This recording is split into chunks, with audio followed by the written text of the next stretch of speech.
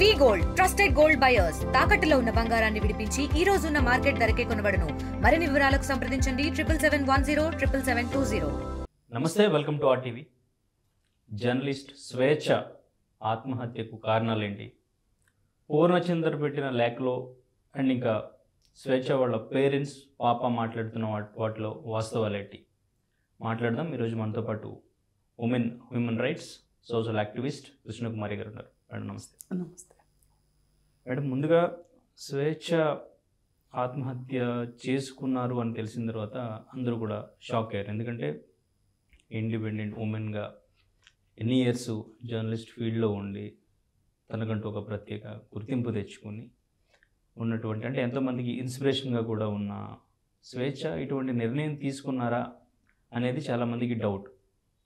ఇప్పుడు తన personal life గురించి కూడా డిస్కషన్ జరుగుతుంది. అఫ్కోర్స్ మనం మాట్లాడకూడదు, బట్ అందరూ కూడా మాట్లాడుతున్నారు. ఇప్పుడు తన పాస్ట్లో ఏం జరిగింది, ఇప్పుడు ఈ రిలేషన్ పెట్టుకున్న తర్వాత ఏం జరిగింది, తన ఆత్మహత్యకు కారణం ఈ లివ్ ఇన్ రిలేషన్ పూర్ణచంద్ర అనే వ్యక్తే అని చెప్పేసి మాట్లాడుతున్న పరిస్థితి. ఓవైపు పాప కూడా చెప్తున్నారు. కానీ పూర్ణచంద్ర లెటర్లో మాత్రం ఒక తండ్రిగా నేను బాధ్యతలు తీసుకున్నాను, పాపకి ఏం కావాలో చూసుకున్నాను, స్వేచ్ఛకి ఏం కావాలో చూసుకున్నాను, తన ఆత్మహత్యకు నాకు సంబంధం లేదు, వాళ్ళ పేరెంట్సే కారణం అన్నట్టుగా ఆయన లెటర్లో మెన్షన్ చేశాడు. సో ఈ స్టోరీ అంతా చూసిన తర్వాత మీరేం చెప్పాలనుకున్నారు? ఇది ఒక 3-4 జీవితాలకు సంబంధించిన ఒక ఏమనాలి ఒక బంధం. ఇందులో స్వేచ్ఛ ఉంది, స్వేచ్ఛ కూతురు ఉంది, స్వేచ్ఛ తల్లిదండ్రులు ఉన్నారు. ఇప్పుడు స్వేచ్ఛ ఆత్మహత్యకి కారణం అని అనుకుంటున్న పూర్ణచంద్ర ఉన్నాడు. అయితే వీళ్ళు మనకి పైకి కనిపిస్తున్న వాళ్ళు, మరి పైకి కనిపించని స్వేచ్ఛ చుట్టూ సమాజం ఉంది. అయితే నాకు తెలిసిన విధం స్వేచ్ఛ తల్లి నాకు బాగా తెలుసు. తండ్రి పెద్దగా తెలియదు కానీ తల్లి తెలుసు. ఆమె ఉమెన్ జేఏసీలో చాలా చురుకైన పాత్ర పోషిస్తూ ఉంటారు. చాలా సింపుల్ ఆవిడ. అయితే వాళ్ళ అమ్మాయి స్వేచ్ఛ. అయితే ఈ స్వేచ్ఛ చాలా అంటే చాలా ఒక మంచి జర్నలిస్ట్గా జర్నలిస్టులు చాలామంది ఉంటారు. జర్నలిస్టులు అందరికీ తెలిసిన జర్నలిస్టులు తక్కువ మంది ఉంటారు. ఒక గుర్తింపు పొందిన జర్నలిస్ట్గా ఉంది. పైగా చిన్నప్పటి నుంచి స్వేచ్ఛను చూసిన వాళ్ళు స్వేచ్ఛ ఆత్మహత్య చేసుకునేంత పెరికిది కాదు అనే మాట ముక్తకంఠంతో మాట్లాడుతున్నారు. అలాగే తన వృత్తి జీవితంలో కావచ్చు, ఏదైనా కానీ ఇప్పటివరకు తన జీవితంలో వచ్చిన ఒడిదుడుకులకు కానీ ఇవన్నీ తట్టుకొని నిలబడినప్పుడు ఏమనిపిస్తుంది అంటే మనకు కూడా అవును స్వేచ్ఛ ఆత్మహత్య చేసుకుంటుందా, అంత పెరికిదా అని అనిపిస్తుంది. అయితే ఈ విషయంగా తీసుకుంటే, పూర్ణచంద్ర విషయంగా తీసుకుంటే గనక, పూర్ణచంద్రు భార్య పిల్లలు ఉన్నవాడు, స్వేచ్ఛ భర్త లేని అమ్మాయి, షీ సింగిల్. అలాంటప్పుడు చాలామంది పూర్ణచంద్ర లాంటి వాళ్ళు ఏ బాదరబందీ లేని ఇంకొక అమ్మాయి దొరికితే బాగుండు, వీళ్ళు ఇళ్లలో వాళ్ళు చూసిన అమ్మాయిల్ని పెళ్లి చేసుకుంటారు. బయట ప్రపంచంలోకి వచ్చిన తర్వాత వాళ్ళ చదువులు కానీ, వాళ్ళ వ్యక్తిత్వం కానీ, వాళ్ళ స్థాయి కానీ వీళ్ళకి నచ్చనప్పుడు బయటకు వచ్చినప్పుడు బయట చూసి ఎవరైతే పనిచేసే చోట నచ్చుతారో వాళ్ళల్లో వీళ్ళతో ప్రమాదం లేదు అనుకున్న వాళ్ళతోటి సంబంధ బాంధవ్యాలు కొనసాగించడం మనకి ఇదేమీ మొదటిసారి జరుగుతున్న విషయం కాదు. ఇది చివరిదని కూడా నేను అనుకోను. అయితే ఈ ప్రాసెస్లో అతను చేసిన ప్రామిస్ ఏంటి అనేది ఇక్కడ మాట్లాడుకోవాల్సింది. ఇప్పుడు స్వేచ్ఛ వైపు నుంచి ప్రామిస్లు ఉండే అవకాశం లేదు, ఎందుకంటే తను సింగిల్ కాబట్టి. పూర్ణచంద్ర వైపు నుంచే ప్రామిస్లన్నీ ఉంటాయి, ఎందుకంటే అతనికి ఒక ఫ్యామిలీ ఉంది కాబట్టి. అతను ఇప్పుడు ఇట్లాంటి జనరల్గా జరిగే విషయాల్లో ఏం చెప్తుంటారంటే, ఇలా వేరే మహిళతోటి సంబంధం కొనసాగించాలనుకున్న వాళ్ళు, ఆల్రెడీ పెళ్ళయి పిల్లలు ఉన్నవాళ్ళు, నాకు నా వారికి పొసగట్లేదు అని చెప్తారు. ఏదైనా నేను నా సంతోషం మొత్తం నేను నీలోనే ఎత్తుక్కుంటున్నాను అని కబుర్లు చెప్పటం మొదలెడతారు. అటు సైడు సింగిల్ కాకపోయినా భర్త ఉన్నవాళ్ళు, భర్తతోటి కొంచెం విభేదాలు ఉన్నవాళ్ళు ని వీళ్ళు ఏదో రకంగా ఎంచుకొని, ఒకవేళ వాళ్ళే వీళ్ళని ఒకవేళ ఎంచుకున్న తర్వాత మటుకు ప్రామిస్లు ఇటువైపు నుంచి చాలా గట్టిగా వెళ్తాయి. ఏంటి అంటే, నువ్వు నీ హస్బెండ్తో నీకు పడట్లేదు కదా, నీ హస్బెండ్కి నువ్వు డివోర్స్ ఇచ్చేసేయి, నేను నా వైఫ్కి డివోర్స్ ఇచ్చేస్తాను, మన ఇద్దరం పెళ్లి చేసుకుందామనే ఒక కామన్ అగ్రిమెంట్ మీద వీళ్ళు ముందుకెళ్తారు. ఇప్పుడు ఇక్కడ స్వేచ్ఛ విషయంలో అలాంటిది జరగల. ఎందుకంటే స్వేచ్ఛ విడాకులు ఇవ్వాల్సిన అవసరం లేదు, ఆల్రెడీ తనకు విడాకులు అయిపోయి ఉన్నాయి కాబట్టి. సరే ఈయన ఇలా చెప్తారు. సరే విడాకులు అయిన తర్వాతనే సంబంధం కొనసాగిద్దాము అంటే అలా ఒప్పుకోరు. లేదు, నేను దానికి టైం వస్తుంది ఆగమని చెప్తారు.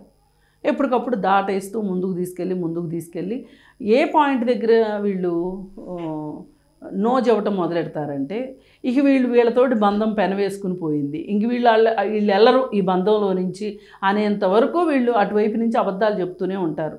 అయిపోతుంది, మాట్లాడుతున్నాను, సెటిల్మెంట్ చేసుకుంటున్నాం అని చెప్తారు. ఎప్పుడైతే ఇక వీళ్ళు మనల్ని వదలరు అనే ఒక రూఢి వచ్చిన తర్వాత ఇవి చెప్తారు కదా, ఇక వీళ్ళు కూడా ఏం చేస్తారు అంటే, సరే ఇప్పుడు దాకా ఉన్నాం కదా ఎట్లాగూ, సరే ఇక ముందు కూడా ఉందాము అనే ఒక ఉద్దేశంలోకి ఈ మహిళలు వెళ్తారు. ఇది ఒక్క స్వేచ్ఛ విషయం కాదండి, పూర్ణచంద్ర ఒక్కడి విషయమే కాదు, చాలామంది ఉన్నారు సొసైటీలో ఇట్లా. ఇది నేను విడాకులు ఇస్తాను, నువ్వు విడాకులు ఇవ్వు అని. అయితే ఇక్కడ పూర్ణచంద్రు ఎప్పటికప్పుడు దాటేస్తూ వచ్చి చివరికి ఫైనల్గా నేను విడాకులు ఇవ్వలేను, నువ్వు ఉండు అంతే, ఒక ఊరు పేరు లేని వ్యక్తిగా ఉంటున్నావు కదా, ఇన్నాళ్ళు ఉన్నాం కదా, ఇంక ముందు కూడా ఇలాగే ఉందాం, నీకు వచ్చిన నష్టం ఏంటి, నేను 2 కుటుంబాలు ఏకకాలంలో నడపగలను, నా దగ్గర సామర్థ్యం ఉంది, నా దగ్గర డబ్బు ఉంది, ముఖ్యంగా అవసరమైతే నేను దేన్నైనా ఎదుర్కొంటాను, నాకు అసలు అడ్డు చెప్పేది ఎవరు అన్న తీరులో మీకు ఎన్నో ఎగ్జాంపుల్స్ ఇవ్వగలుగుతాను. ఇలా ఒక స్త్రీ మీకు తెలిసి ఇలా 2 కుటుంబాలు ఏకకాలంలో నడిపిన పురుషుని చూసుంటారు, కానీ ఏకకాలంలో 2 కుటుంబాలు నడిపిన మహిళలు మీరు ఎక్కడైనా చూసారా? ఉండరు. అలా అని సంబంధాలు లేవా, వివాహేతర సంబంధాలు లేవా అంటే ఉంటాయి, కానీ వాళ్ళ కుటుంబం వాళ్ళకు ఉంటుంది, వీళ్ళ కుటుంబం వీళ్ళకు ఉంటుంది. కానీ భర్త ఒక్కడు, 2 భార్యలు చలామణి అవుతారు. ఒక భార్య 2 భర్తలు ఎక్కడా చలామణిలో ఉండరు. ఇది కఠిన వాస్తవం. మనకి ఇష్టం ఉన్నా ఇష్టం లేకపోయినా లోకం ఇలా నడుస్తుంది. కానీ స్వేచ్ఛ ఏం కోరుకుంది? తనకేం చెప్పాడు రిలేషన్కి ఎస్టాబ్లిష్ అయ్యేటప్పుడు? నాకు నా భార్యకి పడట్లేదు అన్నది. అసలు వాళ్ళిద్దరూ చాలా అన్యోన్యంగా ఉంటే, అసలు వాళ్ళిద్దరి మధ్యలో గాలి కూడా చోరనంత అన్యోన్యత వాళ్ళ మధ్యలో ఉంటే అసలు ఎందుకు పూర్ణచంద్ర బయటకు వచ్చి స్వేచ్ఛదే తప్పు అనుకుందాం. ఇక్కడ స్వేచ్ఛ దగ్గరికి ఎందుకు వచ్చాడు? అతనంత మహానుభావుడు, మహాపురుషుడు అయితే. అయితే ఇక్కడ అంటే చాలామంది చేస్తున్న కామెంట్, స్వేచ్ఛ విషయంలో స్వేచ్ఛకి కొంచెం ఫ్రీడమ్ ఎక్కువ అవడం వల్ల పేరెంట్స్ చేసిన మ్యారేజెస్ డివోర్స్ అయినప్పటికీ కూడా తను ఒక మ్యారేజ్ అయిపోయి భార్య పిల్లలు ఉన్న ఒక వ్యక్తితో లివ్ ఇన్ రిలేషన్ పెట్టుకుని పేరెంట్స్కి దూరంగా ఉండడం అనేది ఎంతవరకు కరెక్ట్ అనే కామెంట్స్ ఎక్కువగా. అవునండి, చేస్తారండి కామెంట్స్. ఇదే మనుషులు పూర్ణచంద్ర గురించి ఎందుకు మాట్లాడరండి? పూర్ణచంద్రకి భార్య పిల్లలు ఉన్నారు కదా, ఎందుకు స్వేచ్ఛ దగ్గరికి వచ్చాడు? చెప్పండి సమాధానం నాకు. వాళ్ళు ఎవరో కాదు, ఎవరెవరో అంటున్నారని మీరు అంటున్నారు. మీరు చెప్పండి, ఎందుకు వచ్చాడు పూర్ణచంద్ర? మహానుభావుడు అయితే ఎందుకు వచ్చాడు మరి? అతనికి భార్య కావాలి, పిల్లలు కావాలి, మళ్ళీ స్వేచ్ఛ లాంటి అమ్మాయి కావాలి. అంటే తను పెట్టిన లెటర్ ప్రకారం లెటర్లో ఇప్పుడు నుంచి తన పరిచయం ఉన్నప్పటికీ కూడా తన డివోర్స్ అయిపోయిన తర్వాత నేను పాపకు తండ్రిగా బాధ్యత తీసుకున్నాను, స్వేచ్ఛకి ఆ ఒంటరితనం పోగొట్టాలని, తనకు మంచి లైఫ్ ఇవ్వాలని నేను తన లైఫ్లోకి వచ్చాను అని చెప్పేసి తన లెటర్లో మెన్షన్. సరే, ఇప్పుడు ఇవాళ కాతే రేపు ఆయనకి బెయిల్ వస్తుంది. బెయిల్ వచ్చిన తర్వాత దేశంలో చాలామంది భర్తలను కోల్పోయిన భార్యలు ఉన్నారు పిల్లల్ని పెట్టుకుని. వాళ్ళందరికి కూడా స్వాంతం ఇమ్మని చెప్పండి వెళ్ళి. ఏదైనా చెప్పేదానికి కూడా అర్థం ఉండాలి. అసలు నువ్వు ఎందుకు ఇప్పుడు ఇదే ఈయన మాట్లాడేది ఎట్లుందంటే తాడి చెట్టు ఎందుకు ఎక్కేవరా అంటే దూడ మేత కోసం ఎక్కానన్నట్టు ఉంది తప్పితే అసలు నువ్వు పిల్లకి తండ్రిగా ఉన్నావా, ఫీజులు కట్టావా, ఇవన్నీ కాదు.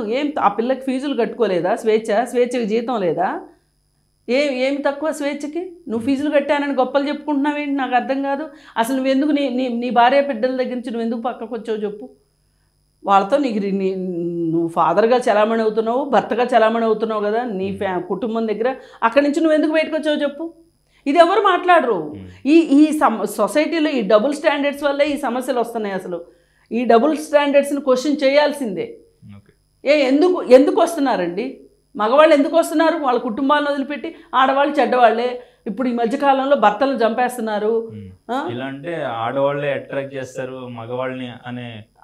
అవును అట్రాక్ట్ చేస్తే మీ కామన్ సెన్స్ ఏమైంది? మీ బుద్ధి జ్ఞానం ఏమైపోయింది? మీ బాధ్యత ఏమైపోయింది? అట్రాక్షన్ చేస్తే ఎట్లా వెళ్తారండి? వాళ్ళే అట్రాక్షన్ పోనీ అనుకుందాం అట్రాక్షన్ చేశారు. నీ భార్య పట్ల నీకు ఎందుకు అట్రాక్షన్ పోయింది? అసలు నీ భార్య పట్ల నీకు అట్రాక్షన్ పోతేనే కదా ఈమె అట్రాక్షన్లోకి వచ్చావు నువ్వు. నీ భార్య పట్ల నువ్వు ఎందుకు అట్రాక్షన్ కోల్పోయావు? అసలు నీకేం అవసరం వచ్చింది? ఇప్పుడు అవునన్నా కాదన్నా స్వేచ్ఛని తప్పుపట్టడానికి సమాజం సిద్ధమైంది. సరే మీరు అలా ఉండండి ఒక్క నిమిషం. నేను ఇటు సైడ్ కూడా మాట్లాడుతున్నా. ఈ మాట్లాడేవాళ్ళు పూర్ణచంద్రది కూడా తప్పు. పూర్ణచంద్ర అసలు ఎందుకు భార్యా పిల్లలు ఉండగా ఎందుకు స్వేచ్ఛ వెంటబడ్డాడు? పోనీ స్వేచ్ఛే వెంటబడితే ఎందుకు లొంగాడు అనేది దానికి సమాధానం చెప్తారా చెప్పరా చెప్పండి. ఇప్పుడు మనం ఒకళ్ళని ప్రశ్నించేటప్పుడు ఇంకెవరన్నా మిమ్మల్ని ప్రశ్నిస్తే మీరు కూడా సమాధానం చెప్పాలి కదా. ఇక్కడ ఖచ్చితంగా జరిగింది. స్వేచ్ఛకి ఒక తోడు కోరుకునే హక్కు ఉంది. ఎందుకంటే తన తోడు లేదు కాబట్టి ప్రస్తుతం. ఇప్పుడు ఇతను లొంగలేదు అనుకుందాం. స్వేచ్ఛే ఇతనికి లైన్ వేసింది అనుకుందాం. పచ్చిగా మాట్లాడుకుందాం. లైన్ వేస్తే నాకు భార్య పిల్లలు ఉన్నారు, నా జోలికి రావద్దు అని ఉంటే ఏ బాధరమంది లేని వాళ్ళకి లైన్ వేసుకునేదేమో స్వేచ్ఛ. తన ఒంటరితనం పోగొట్టుకోవటానికి, తన జీవితానికి ఒక భద్రత కావాలనుకుందేమో, ఒక కంపానియన్షిప్ కావాలనుకుందేమో. అమ్మ నా దగ్గర కుదరదు, నాకు భార్య పిల్లలు ఉన్నారు అని ఎందుకు చెప్పలేదమ్మ నువ్వు? ఇప్పుడు నేను చెప్తా, తండ్రులు చనిపోయిన పిల్లల అడ్రస్లు ఇస్తా బోల్డ్ మంది. నేను ఎవరెవరినో బతిమలాడి అడుక్కుని వాళ్ళకి ఫీజులు కడుతుంటా. నా లిస్టులో ఒక 10 మంది ఉన్నారు. ఆ 10 మంది లిస్ట్ ఇస్తా. రేపు బయటకు వచ్చాక పూర్ణచంద్ర వాళ్ళకి పిల్లలకి ఫీజులు కట్టమానండి. నేను స్వేచ్ఛకి ఫీజులు కట్టా అని చెప్తున్నాడు. వాళ్ళ తాత కట్టుకోలేని పరిస్థితిలో లేడు, వాళ్ళ అమ్మ కట్టుకోలేని పరిస్థితిలో లేదు. అంటే తన వైపు నుంచి తనంత పాజిటివ్గా లెటర్ పెట్టారు, కానీ ఇటువైపు నుంచి పాప మాత్రం సో తను చాలా డేంజర్, తను శిక్షించాలి, సో నా పట్ల కూడా మిస్బిహేవ్ చేస్తూ ఉన్నట్టుగా పాప చెప్పడం జరిగింది. సో పోక్సో కేసు కూడా ఫైల్ చేశారు. పాప ఎందుకు అంత రివర్సల్ చెప్తుంది, తను ఎందుకు ఇట్లా పెట్టాడు? అంటే కవర్ చేయడానికి ట్రై చేస్తున్నాను. మరి అంతే కదండి, కవర్ చేసుకోక అవునండి నేను చేశాను నన్ను శిక్షించండి అని వస్తాడా? అంత వచ్చే అమాయకుడు అయితే గనక, అంత మహానుభావుడే అయితే గనక ఇంత రచ్చ ఎందుకు జరిగేది ఇప్పుడు? కానీ పేరెంట్స్ గురించి కూడా మాట్లాడతారు. తన తండ్రి బిఫోర్ ఈ ఇన్సిడెంట్ జరిగే ముందు రోజు వచ్చి తనను బాగా తిట్టారు. సో 2 years ఒకసారి ఎవరినో తీసుకొచ్చి అల్లుడు అన్నట్టు నువ్వు మాట్లాడుతున్నావు అని తనని అవమానించేలాగా మాట్లాడారు. తను తట్టుకోలేకపోయింది, ఇదే కారణం అయి ఉండొచ్చు అన్నట్టుగా కూడా తను మెన్షన్ చేశాడు. సో పేరెంట్స్ కి రిలేషన్ ఎట్లా ఉండేది స్వేచ్ఛతో? సో వాళ్ళు అప్పుడు రిలేషన్ లేకపోవడం ఏంటండి? ఇప్పుడు రోజు స్కూల్ నుంచి ఎవరు తీసుకొస్తున్నారు? స్కూల్ నుంచి వాళ్ళ ఇంటికి తీసుకెళ్తారు. స్వేచ్ఛ నేను ఇంటికి వచ్చాను అని చెప్పిన తర్వాత పిల్లల్ని తీసుకొచ్చి ఇంట్లో దించుతారు. రోజు రెగ్యులర్గా జరిగే ప్యాటర్న్ అదే కదా. అసలు అంత సాన్నిహిత్యమే లేకపోతే గనక అమ్మమ్మని పట్టుకుని అంతెందుకు ఏడుస్తుంది ఆ పిల్ల నిన్న? అంటే సెకండ్ డివోర్స్ అయిపోయిన తర్వాత పేరెంట్స్తో ఉన్న స్వేచ్ఛ వాళ్ళతో ఉండలేక బయటకు వచ్చేసి వేరే ఇల్లు తీసుకుని పాపతో ఉంటుంది అని కూడా మెన్షన్ చేశాడు కదా. అసలు ఇవాళ ఈరోజు కాలం తల్లిదండ్రులు ఊర్లో ఉన్నప్పటికీ కూడా పిల్లలు వాళ్ళ ఉద్యోగాల సౌకర్యార్థమో లేకపోతే డిస్టెన్స్ల వల్ల విడిగా ఉంటున్నారు. పెళ్ళి కాకుండా కూడా విడిగా ఉంటున్నారు. అమ్మాయిలు ఉంటున్నారు, అబ్బాయిలు ఉంటున్నారు. ఇప్పుడు సపోజు ఏ వనస్థలిపురంలోనో తల్లిదండ్రులు ఉంటారనుకోండి, వాళ్ళ వృత్తుల రీత్యానో వాళ్ళ వ్యాపారాల రీత్యానో ఉంటారనుకోండి, వాళ్ళ పిల్లలకి ఈ హైటెక్ సిటీలో ఉద్యోగం వచ్చిందనుకోండి, రోజు వనస్థలిపురం నుంచి హైటెక్ సిటీ దాకా రావటం ఎందుకని హైటెక్ సిటీ దగ్గర ఇల్లు తీసుకుని ఉండేవాళ్ళు ఉన్నారు. అసలు ఈ ఈ ఈ వేరుగా ఉండటం వల్ల ఆ తల్లిదండ్రులకి ఆ అమ్మాయికి సంబంధం లేదని ఎలా అంటాడు పూర్ణచంద్ర? నాకు అర్థం కాదు. సరే, నేనేమంటున్నానంటే ఇట్లా చాలామంది ఉన్నారు. మరి తల్లిదండ్రులతో కొట్లాడుకుని పిల్లలు బయటకు వచ్చి ఉంటున్న వాళ్ళు చాలామంది ఉన్నారు. మరి వాళ్ళందరికీ నువ్వు ఓదార్పునిస్తావా? ఓకే, అయితే మేడం అంటే తను ఇండిపెండెంట్గా ఇంతవరకు వచ్చారు. దాదాపు 18 ఇయర్స్గా జర్నలిస్ట్ ఫీల్డ్లో ఉన్నారు. ఎన్నో చూస్తారు, ఎన్నో స్టోరీస్ చూస్తారు. అండ్ ఇంకా ఫస్ట్ మ్యారేజ్, సెకండ్ మ్యారేజ్, 2 డివోర్స్లు అయిపోయినాయి. ఇదంతా తట్టుకుంటూ పాపని చూసుకుంటూ చాలా స్ట్రాంగ్గా ఉన్న ఉమెన్ వేరే వ్యక్తి ఎవరో లివ్ ఇన్ రిలేషన్లో ఉన్న వ్యక్తి మోసం చేశాడనో లేదంటే పెళ్లి చేసుకోవట్లేదనో సూసైడ్ చేసుకునే అంత నిర్ణయం తీసుకుంటారా? ఇదే కారణం బలంగా అంటే ఈయన తట్టుకున్న వ్యక్తి ఈ ఒక్క విషయంలో ఎందుకు ఇటువంటి డెసిషన్ తీసుకున్నారు? ఇప్పుడు ఇక్కడ ఏం జరిగిందంటే అండి, 2 డివోర్స్లు అయినాయి అని మాట్లాడుకుని తాను చాలా రాటు తేలిపోయి ఉంటుంది. బాధలు కష్టాల వల్ల, డివోర్సుల వల్ల చాలా మానసిక సంఘర్షణకు లోనై ఉంటుంది. ఇప్పుడు ఇతను నో అన్నంత మాత్రాన అంత నిర్ణయం తీసుకోవాల్సిన అవసరం ఏంటి అనే కదా మీ ఉద్దేశం. ఇప్పుడు బాధలు అలవాటైనాయి కదా అని చెప్పి జీవితం అంతా బాధలే ఉండాలని ఎవరన్నా అనుకుంటారా? ఇప్పుడు రేపు అనేది మంచిగా ఉండాలి అని ఈరోజు అనుకోవటంలో తప్పు లేదుగా. నిన్న రేపటి గురించి ఆలోచించడం తప్పు లేదు కదా. అట్లాగే ఈ అమ్మాయి కూడా ఇప్పటి వరకు నా జీవితం ఏదో అయింది, ఏదో అయిపోయింది, ఇప్పుడన్నా సరే ఈ పూర్ణచంద్ర అనే అతను నాకు కలిసి కంపానియన్షిప్ ఇస్తానంటున్నాడు. ఆర్థికంగా తనని పట్టించుకోవాల్సినంత అవసరం లేదు, తను ఆర్థికంగా బాగానే ఉంది. మరి కలిసి ప్రయాణం కోసమే కదా, ఇది ఒక తోడు కోసమే కదా అని అనుకున్నప్పుడు అది అతను ఎంత బలంగా ఈ అమ్మాయికి ఆశలు కల్పించి ఉండకపోతే, ఆ ఆశ నిరాశ అవ్వకపోతే ఆత్మహత్య ఎందుకు చేసుకుంటుందండి ఆ అమ్మాయి? ఇది కూడా ఒక డివోర్స్లానే తీసుకునేదిగా. ఇక్కడ అతను ఇచ్చిన భరోసా ఏదైతే ఉందో, నేను ఉన్నాను నీకు, నేనే మొత్తం నీకు, నీ జీవితం అంతా నేనే అని ఇప్పటి వరకు నీకు నీ తల్లిదండ్రులను మీద ఏదైనా ఏ పిల్లలకైనా, ఎంత బాగా పెంచిన పిల్లలకైనా తల్లిదండ్రుల మీద ఏదో ఒక దశలో అసంతృప్తి రావడం అదేమి ఆశ్చర్యం కలిగించే విషయం కాదు. ఎవరికాళ్ళు అనుకుంటారు నేను మంచి తండ్రిని, మంచి తల్లిని అని. ఆ పిల్లలు కూడా అనుకుంటారు మా అమ్మ నాన్న చాలా మంచోళ్ళు, చాలా సాక్రిఫైస్ చేశారని. కానీ ఏదో ఒక విషయం దగ్గర ఎప్పుడో ఒకసారి వీళ్ళు అపోహపడటమో లేకపోతే నిజంగా కూడా జరగటమో జరుగుతుంది. అయినంత మాత్రాన మిగతాదంతా వదిలిపెట్టేస్తామండి. అలా ఎప్పుడో ఏదో సందర్భాన్ని బట్టి చెప్పిన మాటల్ని ఇవాళ నువ్వు ఒక ఉత్తరంలో రాసేసినంత మాత్రాన అయిపోతుందా? ఉద్యమాల్లో ఉన్నవాళ్ళు చాలామంది పిల్లల్ని బ్లడ్ రిలేషన్ దగ్గర వదిలిపెట్టి మళ్ళీ ఉద్యమంలో నుంచి బయటకు వచ్చిన తర్వాత వాళ్ళ పిల్లల్ని వాళ్ళు తీసుకుని పెంచి పెద్ద చేసిన వాళ్ళు చాలామంది ఉన్నారు. ఎవరో దాకెందుకు? ఇప్పుడు విమలక్క ఉన్నారా? విమలక్క కొడుకుని ఎవరు పెంచారు? వాళ్ళ ఉద్యమంలో ఉన్నప్పుడు వాళ్ళ తాలూకు వాళ్ళు ఎవరోనే పెంచుంటారు. అక్కడ దాకా ఎందుకండి? ఇప్పుడు పిల్లలు పుట్టిన తర్వాత కొన్ని సందర్భాల్లో విదేశాల్లో ఉద్యోగాలు వస్తే ఆ ఉద్యోగం వాళ్ళకి చాలా అవసరమైనప్పుడు ఇక్కడ హాస్టల్లో పెట్టో చుట్టాల ఇంట్లోనో పెట్టి విదేశాల్లో ఉద్యోగాలు చేసి వచ్చిన తల్లిదండ్రులు లేరా? అంటే వాళ్ళకి ప్రేమ లేకనే వెళ్ళిపోయారా? కాదు కదా.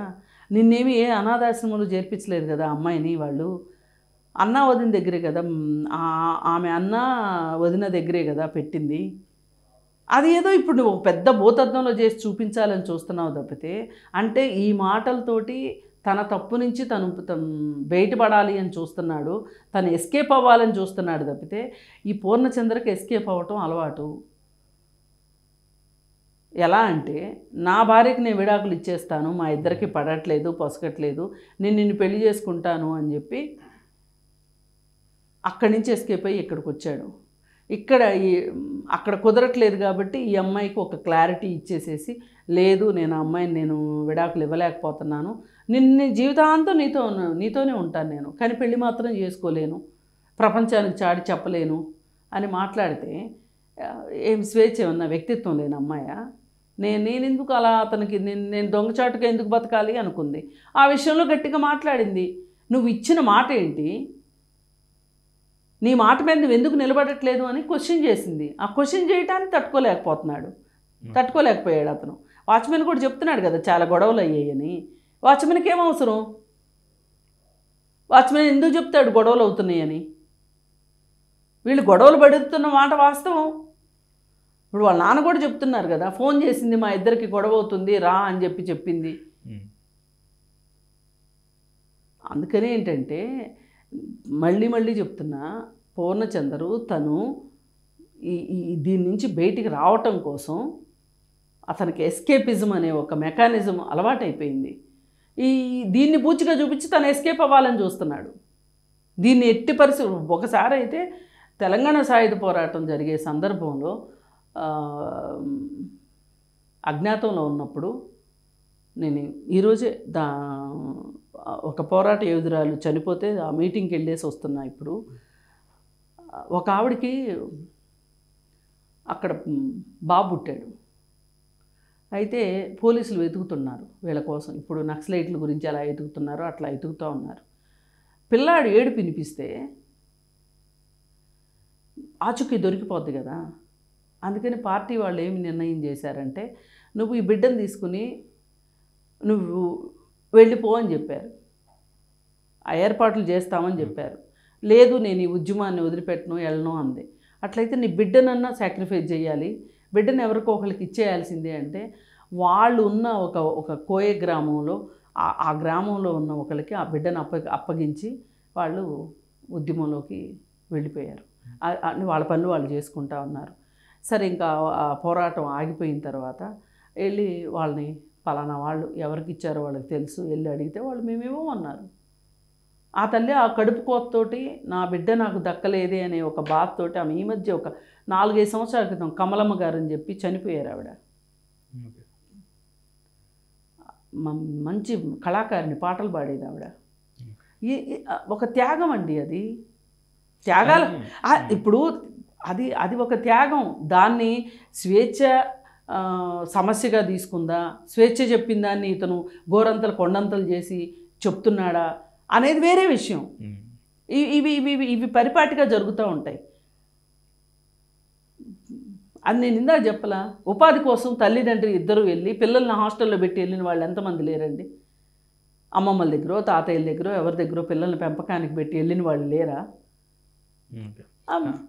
అంటే ఇక్కడ తనకు పూర్ణచంద్ర గురించి ఆలోచించిన వ్యక్తి తన పాప గురించి, తన పాప లైఫ్ గురించి ఆలోచించకుండా ఇటువంటి డెసిషన్ తీసుకోవడం అనేది కరెక్టే అంటారా? అండ్ ఇంకా ఇటువంటి డెసిషన్ తీసుకోవడానికి ప్రధానంగా అంటే ఇన్ని ఫేస్ చేస్తూ అన్ని ఎదిరించి లైఫ్లో నిలబడి ఒక మంచి స్టేజ్కి వచ్చిన తర్వాత ఇటువంటి డెసిషన్ అనేది ఎందుకు తీసుకుంటున్నారు? అంటే ఎమోషనల్గా అది ఇప్పుడు నన్ను నమ్మించి మోసం చేశాడు అనే ఒక బాధ అయితే అమ్మాయికి ఉందండి. అతన్ని పూర్తిగా అతను చెప్పిన మాటలు నమ్మింది. నేను విడాకులు ఇచ్చేస్తాను నా భార్యకి, మా ఇద్దరికి పడట్లేదు అని ఇతను చెప్పిన మాటని ఈ అమ్మాయి నిజమని నమ్మింది. ఆ నమ్మకంలోనే కొన్నాళ్ళు ప్రయాణం చేసింది. అతని దగ్గర నుంచి ప్రతిసారి ఒక ఆశాభంగమే ఎదురవుతుంటే తట్టుకోలేకపోయింది. ఎవరికైనా ఇప్పుడు మనసు ఉంటుంది కదండి ప్రతి వాళ్ళకి. అతను ఎందుకు అబద్ధం చెప్పాలి? ఈ రిలేషన్లోకి ఎందుకు రావాలి? అతను ముందే నేను నీతో ఉంటాను, నువ్వంటే నాకు ఇష్టమే, కానీ నేను నా భార్యకి విడాకులు ఇవ్వను అని చెప్తే ఈ అమ్మాయి ఒప్పుకునేది కాదు. నేను స్వేచ్ఛను సపోర్ట్ చేస్తున్నాను కాదు, స్వేచ్ఛలో కూడా పొరపాట్లు ఉండొచ్చు, స్వేచ్ఛ మనస్తత్వంలో కూడా లోపాలు ఉండొచ్చు, అది వేరే విషయం. కానీ నువ్వు ఒక బాధ్యత గలవాడివి అయ్యి ఉంటే కనుక నువ్వెందుకు నీ భార్యకి పిల్లలకి నువ్వెందుకు అన్యాయం చేయడానికి సిద్ధమయ్యావు?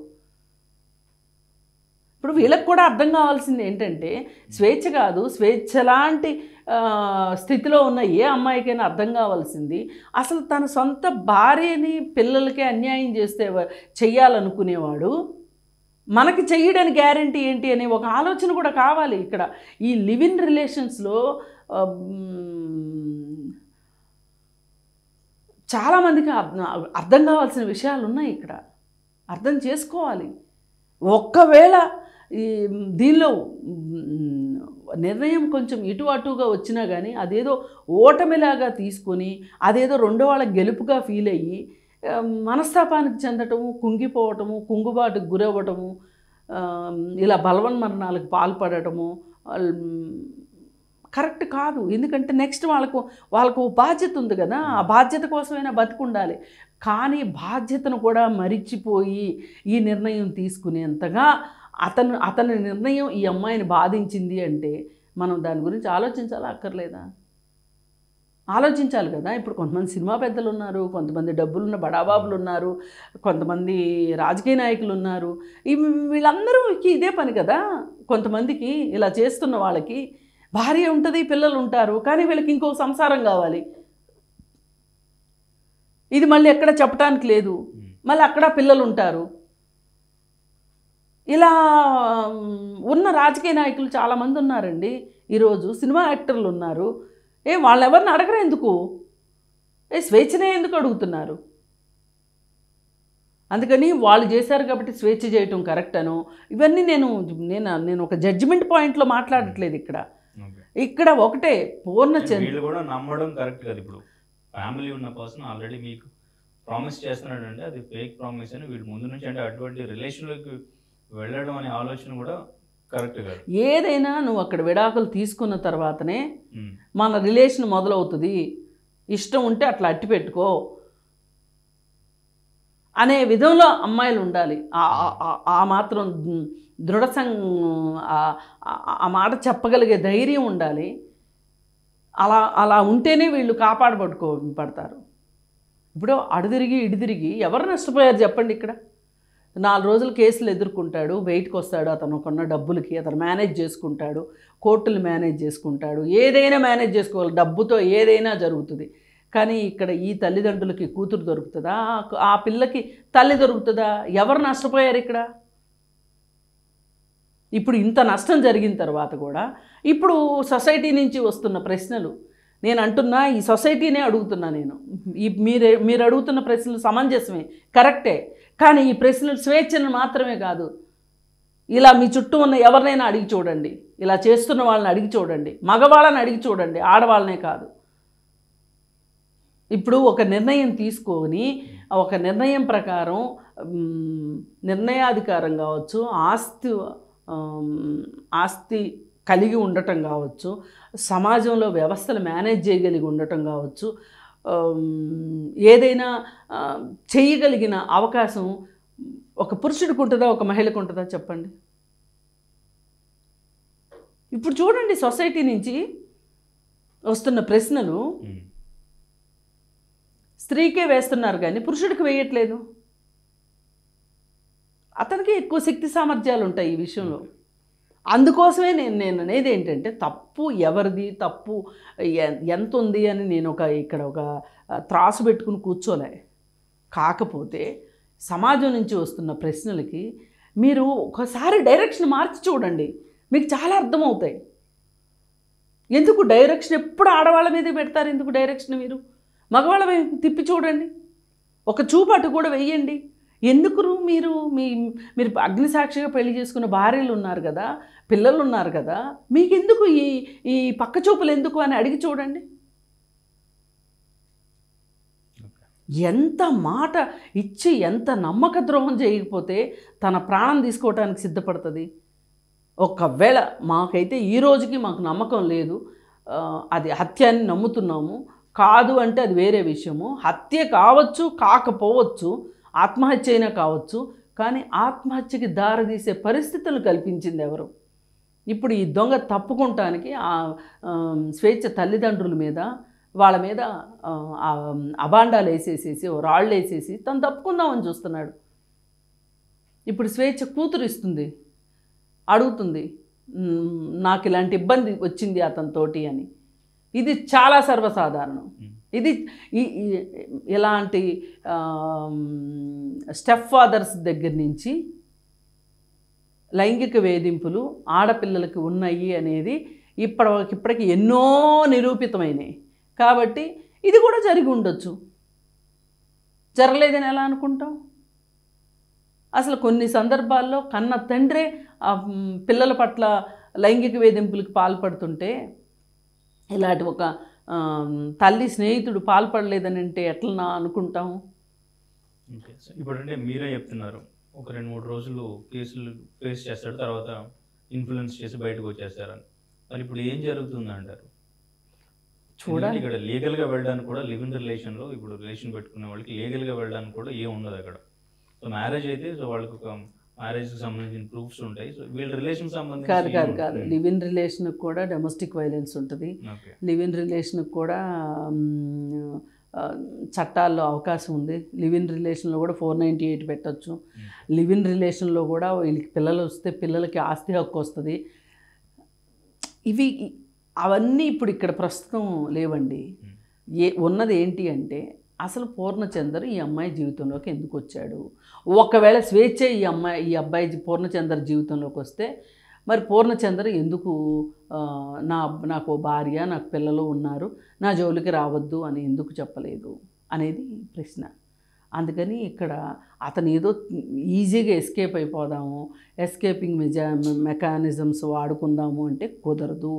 ఇతను ఖచ్చితంగా ఆ అమ్మాయికి చెప్పాలనుకున్న కబుర్లు చెప్పాడు. ఆ అమ్మాయి తనది అనిపించుకోవాలి, తన ఖాతాలో వేసుకోవాలి, తనది అనిపించుకోవాలి. మీకు పెద్దలు కుదిర్చిన కట్న కానుకలు తీసుకొచ్చే ఒక భార్య, ఒక యంత్రం లాంటి భార్య ఇంట్లో కావాలి. మీ విమ్స్ అండ్ ఫ్యాన్సీస్ తీర్చుకోవడానికి బయట ఇంకొక అమ్మాయి కావాలి. ఎందుకండి? అవసరం లేదు కదా. ఎందుకు చేసినట్టు పూర్ణచందరు? ఇప్పుడు ఎస్కేప్ అవడానికి ఒక పెద్ద ఉత్తరం రాసేసాడు. ఫైనల్గా అంటే ఇప్పుడు ఇటువంటివి మళ్ళీ రిపీట్ అవ్వకుండా ఉండాలంటే సమాజానికి ఏం చెప్తారు? పూర్ణచందర్ విషయంలో ఏం జరగబోతుంది అనుకోవచ్చు? పూర్ణచందర్ ఈ కేసుని ఎదుర్కోవాల్సిందేనండి. న్యాయం ఎటువైపు ఉంటుంది అనేది, న్యాయం ఎంతవరకు న్యాయం వస్తుంది అనేది రాబోయే కాలంలో తెలుస్తుంది. ఇప్పటికైతే కేసు పెట్టింది శిక్షించాలనే, ఏదో క్షణికావేశంలో చేసింది కాదు. అతను శిక్షార్హుడే ఖచ్చితంగా. అతను ఈ అమ్మాయికి ఒక అబద్ధపు ఫాల్స్ ప్రామిసెస్ చేశాడు. అందువల్లే ఆ మనస్తాపానికి గురయ్యే ఈ అమ్మాయి ఆత్మహత్య చేసుకుంది. లేదు అనుకుంటే హత్య చేశాడా, ఆత్మహత్య జరిగిందా? ఆత్మహత్య చేసుకుంటే ఆత్మహత్య చేసుకోవడానికి పరిస్థితులు కల్పించింది ఇతనే అనేది ఇక్కడ మేము గట్టిగా నమ్ముతున్నాము. ఒకటి. రెండోది, ఇప్పుడు స్వేచ్ఛ కూతురు తనపైన తనకి ఇబ్బంది కలిగించేలాగా ప్రవర్తించాడు అని చెప్పి ఆ అమ్మాయి చెప్తుంది. ఆ కేసు కూడా పెట్టాల్సిందే. ఏది ఏమైనా ఈ కేసు ద్వారా తెలియవలసిన విషయం ఏంటి ప్రపంచానికి అంటే, నేను చెప్పదలుచుకున్నది, ఎవరు ఆడవాళ్ళు తప్పు చేశారా మగవాళ్ళు తప్పు చేశారా అనే దానికంటే కూడా మనుషులు తప్పులు చేస్తున్నారు. మనుషులు తప్పులు చేయటం సహజం.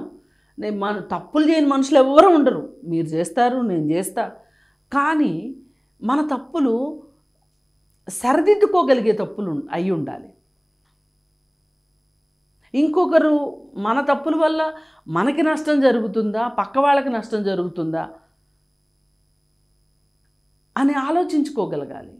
ఇది ఆడవాళ్ళకైనా మగవాళ్ళకైనా ఇద్దరికైనా అది కావాలి. మీరు ఒక బాధ్యతలో ఉన్నప్పుడు ఆ బాధ్యతకి ఇబ్బంది కలిగే పనులు చెయ్యకండి. మీ ఫ్యాన్సీస్ కోసము, మీ సొసైటీలో స్టేటస్ కోసము, నాకు ఇంతమంది గర్ల్ ఫ్రెండ్స్ ఉన్నారని చెప్పుకోవటం కోసము, లేకపోతే మీకు మీ కుటుంబాల్లో మీ భార్యల దగ్గర దొరకందేదో ఎత్తుక్కోవడానికో మీరు బయలుదేరకండి. వేరే వాళ్ళ జీవితాలు నాశనం చేయకండి అని చెప్పి నేను మగవాళ్ళు మాట్లాడుతున్నాను. ఆడవాళ్ళ వైపు నుంచి జీవితంలో ఒంటరితనం కూడా ఒక ఫేజ్. అది ప్రతి వాళ్ళ జీవితంలోనూ ఉంటుంది, ఒంటరితనం అనేది ఉంటుంది. దాన్ని మీరు ఫిల్ చేసుకోవటానికి మీ ఇంట్రెస్ట్లతోటో మీ పనితోనో, పనిని ప్రేమించండి, మీ ఇంట్రెస్ట్లు ప్రేమించండి, మిమ్మల్ని మీరు ప్రేమించుకోండి. అంతేగాని ఎండమావుల వెంట వయాసిసుల కోసం పరిగెడితే చివరికి బంగారు బొమ్మల లాంటి మీరు ఈవేళ నిన్న ఆ స్వేచ్ఛ మొహం చూసిన తర్వాత ఎలా ఉండే పిల్ల అసలు గుర్తుపట్టలేనట్టు, అసలు ఈ పిల్ల స్వేచ్ఛ అని అనుమానం కలిగేలాగా అయిపోయింది. ఎందుకు ఒక బంగారు బొమ్మలా అయిపోవాల్సిన అవసరం ఏంటి? అంత ధైర్య సాహసాలు ఉన్న పిల్ల అలా అవ్వడం ఏంటి? తను రాసిన కవిత్వం కావచ్చు, తను తెలంగాణ ఉద్యమం సమయంలో పోరాటంలో చూపించిన స్ఫూర్తి కావచ్చు, తెగువ కావచ్చు, ఒక ఉద్యమకారిణిగా ఉన్న అమ్మాయి ఇవాళ అచేతనంగా మాకంటే చాలా చిన్నపిల్ల ఆ విధంగా మట్టిలో కలిసిపోయింది అంటే, ఇలాంటి మట్టి పూలు ఎన్ని పువ్వులు మట్టిలో కలిసిపోతున్నాయో కదా. వాళ్ళు దుర్మార్గులే కావచ్చు, మీ దగ్గరికి వచ్చి కళ్ళుబల్లి కబుర్లే చెప్పచ్చు. అసలు మీలో ఉన్న ఒంటరితనాన్నో, మీలో ఉన్న ఒక స్నేహం కావాలని కోరుకోవటాన్నో మీలోనే చూసుకోండి. నేను ఏ అమ్మాయికైనా ఇదే చెప్పదలుచుకున్నాను. మీరు అనుకునేంత ప్రేమ ఆప్యాయతలు మీకు ఎక్కడో దొరుకుతాయని ఎండమావుల వెంట పరిగెట్టకండి. మీకంటూ ఒక బాధ్యతలు ఉన్నప్పుడు మీ బాధ్యతలే మీ ప్రేమ అనుకోండి. అలాగన స్వేచ్ఛ చేస్తున్నట్లయితే స్వేచ్ఛకి ఎంత జీవితం ఉండేది, స్వేచ్ఛ ఎంత నిరూపించుకోగలిగేది. ఇవాళ స్వేచ్ఛకి తను సాధించింది కనిపిస్తుంది తన జీవితంలో. తెలంగాణ ఉద్యమంలో పాల్గొందని, ఒక న్యూస్ ప్రెజెంటర్గా ఉన్నదని, తన భావాలు కావచ్చు, తనకు ఒక అడ్రస్ ఉంది. ఇవాళ పూర్ణచంద్రకి అడ్రస్ ఏంటి చెప్పండి? అతని నేపథ్యం ఏంటో చెప్పండి. అతను నేను ఇది సాధించాను అని చెప్పుకోవడానికి ఏముంది? ఒక పెద్ద బడా రాజకీయ నాయకుడు మోచేతి కింద నీళ్లు తాగుతూ, అక్కడ అక్రమాలు చేసుకుంటూ, అక్కడ డబ్బు సంపాదించుకోవటము, అక్కడ ఒక పరపతి ఉందని చూపించుకోవటం, ఆ పరపతిని చూపించి నలుగురిని తన చుట్టూ తిప్పుకోవడము తప్పితే పూర్ణచంద్రకున్న అడ్రస్ ఏంటి చెప్పండి? ఇది తను ఏనుగు చచ్చినా వందే బతికినా వందే అన్నట్లు స్వేచ్ఛకి ఈరోజు స్వేచ్ఛ చచ్చిపోతే ఎక్కడెక్కడి వాళ్ళు వాళ్ళ అమ్మ స్నేహితులు, వాళ్ళ నాన్న స్నేహితులు, చిన్నప్పటి నుంచి స్వేచ్ఛని ఎత్తుకున్న వాళ్ళు, స్వేచ్ఛతో కలిసి పనిచేసిన వాళ్ళు, ఉద్యమంతో సంబంధం ఉన్నవాళ్ళు, ఇలా రకరకాల తరగతుల వాళ్ళు నిన్న అక్కడికి వచ్చి రోధిస్తూ ఉంటే, నీకున్న పలుకుబడికి, నీకున్న తెలివికి, నీకున్న కుటుంబ నేపథ్యానికి నువ్వు ఈవేళ ఆకస్మికంగా అర్ధంతరంగా చచ్చిపోవాల్సినంత కర్మ నీకేం పట్టింది తల్లి అని ఏడవాలనిపించింది. ఇప్పుడు కూడా నేను అదే చెప్తున్నా. నేను అందు గురించి ఎక్కువ బాధపడుతున్నా. ఒక నమ్మక ద్రోహిని నమ్మి నువ్వు నీ జీవితాన్ని అంతం చేసుకోవడం ఏంటి అని చెప్పి నేను బాధపడుతున్నా. రేపు నీ కూతురికి ఒక తల్లి కావాల్సి వచ్చినప్పుడు తల్లిగా నువ్వు నిలబడలేకపోతున్నావు. ఈ దుస్థితికి కారణం పూర్ణచందర్ లాంటి అవకాశవాదులు కారణం అవటం నాకు మరీ బాధగా ఉంది. తిను అడవుల్లోకి వెళ్ళి తుపాకీ బట్టి పోలీసులు పుళ్ళకి బలైపోయినా కానీ ఇంతకంటే గొప్ప చావు దొరుకుండేది. అలాంటిది ఒక ద్రోహి వల్ల నువ్వు ప్రాణాన్ని కోల్పోవటాన్ని నేను సహించలేకపోతున్నాను, బాధపడుతున్నాను. ఇలాంటి పరిస్థితి ఏ అమ్మాయికి రావద్దని చెప్పి నేను కోరుకుంటున్నాను. అమ్మాయిలు జాగ్రత్త. Thank you. ఇండియా పాకిస్తాన్ ఉద్రిక్తతలపై లేటెస్ట్ అప్డేట్స్ కోసం డౌన్లోడ్ చేసుకోండి RTV లైవ్ యాప్.